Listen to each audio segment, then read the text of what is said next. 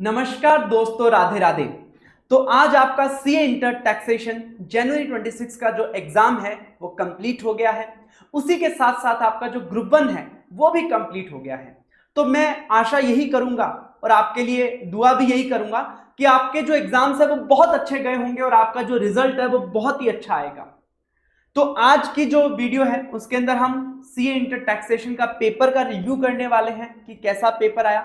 उसी के साथ साथ जो भी लोग ग्रुप 2 कंटिन्यू करने वाले हैं उनके लिए कॉस्टिंग में आपको किन बातों का ध्यान रखना है वो भी मैं यहाँ पे डिस्कस करूंगा। वो मैं वीडियो के एंड में आपको डिस्कशन करूंगा। अच्छा, टैक्सेशन का एग्जाम कैसा आया उसको हम डिस्कस कर लेते हैं। सबसे पहले इसमें दो पार्ट, जो इनकम टैक्स एंड जीएसटी का पार्ट था। इनकम टैक्स का अगर पार्ट देखा जाए तो वो टफर साइड पे था क्योंकि एमसीक्यूज भी बच्चों को टफ लगे, जो डिस्क्रिप्टिव पार्ट था वो भी टफ लगा, नए क्वेश्चन फ्रेम किए गए, थोड़े से एमसीक्यूज भी डिफिकल्ट जो है फ्रेम किए गए।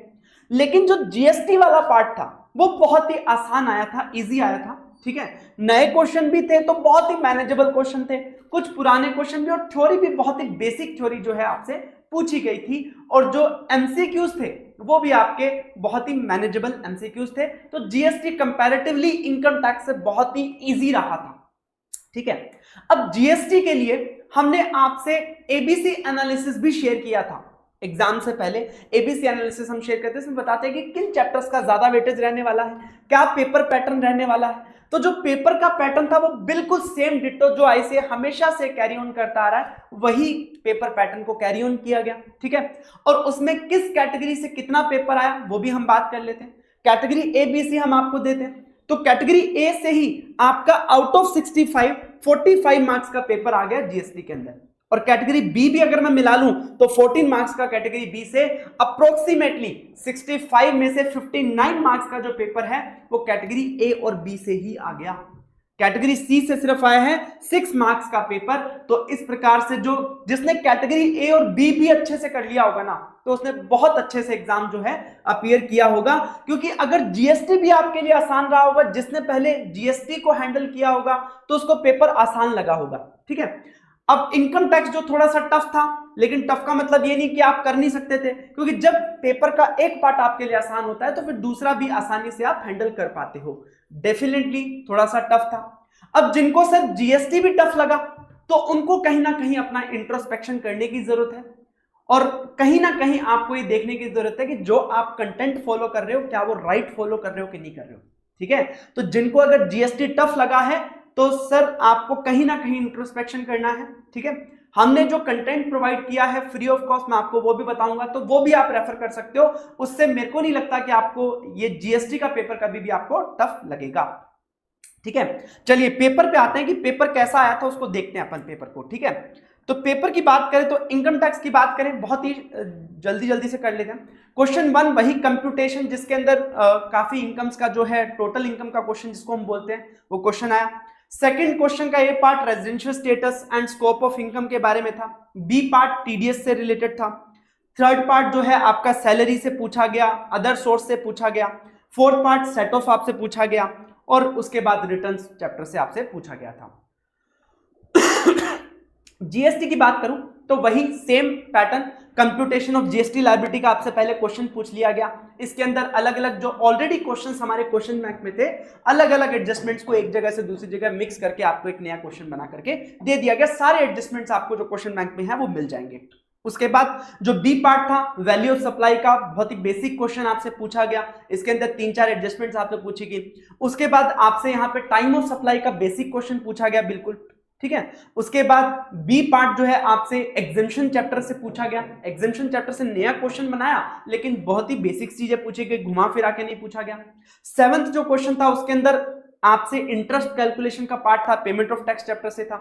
बी पार्ट आपका थ्योरी ई इनवॉइस के बारे में आपसे बात करी गई थी। ठीक है, 8th क्वेश्चन में भी आपसे थ्योरी सप्लाई चैप्टर से पूछा गया। बी पार्ट भी आपसे थ्योरी और उसके ऑल्टरनेटिव में जो था वो भी थ्योरी था, और ये आपका रजिस्ट्रेशन, बेसिक और tax invoice, debit note, credit chapter से आपसे पूछा गया है। तो पैटर्न सेम फॉलो किया है एसीआई ने, कोई पैटर्न में कोई चेंज नहीं किया। वही आपके लास्ट क्वेश्चन में आपसे बेसिक से पूछा जाता है, थ्योरी पूछी जाती है, सेम पैटर्न जो हमने आपको एबीसी एनालिसिस के साथ प्रोवाइड किया गया था। और एबीसी एनालिसिस को भी प्रॉपर आप देखो 65 में से 60 मार्क्स का जो पेपर है वो आपसे ए और बी कैटेगरी से पूछ लिया गया है। ठीक है, तो इस तरीके से जो है आपका टैक्सेशन का पेपर रहा है। अब जो हो गया है उसको हम पीछे छोड़ेंगे और हम आगे बढ़ेंगे कॉस्टिंग की तरफ। तो कॉस्टिंग की तरफ बात करते हैं। कॉस्टिंग का आपका अगला एग्जाम है। तो कॉस्टिंग के लिए हमने आपसे शेयर किए हैं कुछ यहाँ पे ABC analysis CA inter costing का, आपको टेलीग्राम के चैनल पे मिल जाएगा। ये आपसे एबीसी एनालिसिस शेयर किया हुआ है। ठीक है, अब इसमें कुछ बातें मैं आपको बहुत स्पेसिफिकली बताऊंगा। ठीक है, कॉस्टिंग का जो चैप्टर रहता है, कॉस्टिंग का जो पेपर रहता है, न्यूमेरिकल काफी ज्यादा होता है। तो उससे क्या होता है कि आपका पेपर कंप्लीट होने में आपको प्रॉब्लम आती है। तो सर स्टार्टिंग से ही आपको स्पीड बना करके चलनी है।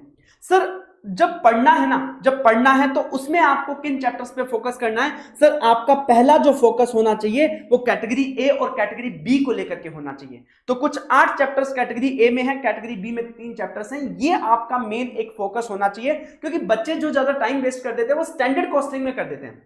अब उसमें क्वेश्चन आता है, लेकिन वो क्वेश्चन आपको हर बार कहीं ना कहीं घुमा फिरा के पूछा जाता है और कुछ ना कुछ मिस्टेक्स जो है वो हो जाती हैं, और फालतू में हमें स्टैंडर्ड कॉस्टिंग बहुत ज्यादा टाइम लग जाता है। तो कहीं ना कहीं उसको आपको लास्ट प्रायोरिटाइज करना है स्टैंडर्ड कॉस्टिंग को, और बाकी चैप्टर्स को आपको अच्छे से करना है। उसके बाद जब एग्जाम में जाओगे तो सर एग्जाम में कुछ बातों का ध्यान जो आपको रखना है वो मैं बताऊंगा। एबीसी एनालिसिस आपको रेफर करना तो आप टेलीग्राम चैनल से डाउनलोड कर सकते हो और आप रेफर कर सकते हो, किस सीक्वेंस में आप पढ़ना चाहते हो चैप्टर्स को वो आप देख सकते हो। उसके अलावा सर जब आप सॉल्व कर रहे होगे क्वेश्चंस को, जब आप क्वेश्चंस को सॉल्व कर रहे होगे तब कुछ बातों का ध्यान रखना कॉस्टिंग में सर, क्योंकि न्यूमेरिकल पार्ट ज्यादा होता है तो आपका जो पेपर कंप्लीट होने में दिक्कत आ जाती है। तो सर स्टार्टिंग से ही स्पीड बना करके चलनी है। हो सकता है आपको कुछ शॉर्ट वर्ड्स यूज करने पड़े, लाइक डायरेक्ट लेबर के लिए डीएल, डायरेक्ट मटेरियल के लिए डीएम, तो इस प्रकार के वर्ड्स भी आप यूज कर सकते हो, उसमें कोई दिक्कत आपको नहीं आने वाली है। कई बार अपन टाइम वेस्ट कर देते हैं सर ज्यादा से ज्यादा लाइनें खींचने में, डब्बे बनाने में, ये सारी जो है ना ये फालतू की चीजें हैं, इसको आप नहीं करोगे, इसमें टाइम वेस्ट आप बिल्कुल भी नहीं करोगे। इन सब बातों को ध्यान में रखते हुए कॉस्टिंग का पेपर बहुत अच्छे से करके आना। और टैक्स का पेपर मैंने आपको ऑलरेडी बताया कि सर कैसा आया है टैक्स का पेपर। और टैक्स के पेपर में देखो इनकम टैक्स तो टफ था, कोई दिक्कत वाली बात नहीं है, और इतना भी नहीं था कि बिल्कुल ही बर्बाद चैप्टर था। जीएसटी की जो बात है, अगर जीएसटी में भी अगर आपको अगर डिफिकल्टी लगी है ना सर, तो कहीं ना कहीं आप इंट्रोस्पेक्ट कर लीजिए और आप जो भी मटेरियल पढ़ रहे हो, जो भी रेफर कर रहे हो, उसको एक बार रीवैल्यूएट कर लीजिए, क्योंकि जीएसटी का पेपर बहुत ही इजी था। ठीक है, तो अगर आपको कहीं ना कहीं आपको जो है उसको वापस से रीवैल्यूएट करना पड़ेगा अगर जीएसटी का आपको टफ लगा है। डेफिनेटली बेस्ट ऑफ लक आपके लिए अगले पेपर्स के लिए। जो भी आपका ग्रुप 2 आप जा रहे हो, ग्रुप 2 के लिए आपको बहुत ही बहुत बेस्ट ऑफ लक। अच्छे से कॉन्फिडेंस के साथ आप जो है एग्जाम देकर के आइएगा, सब अच्छा होने वाला है। बेस्ट ऑफ लक, आज के लिए।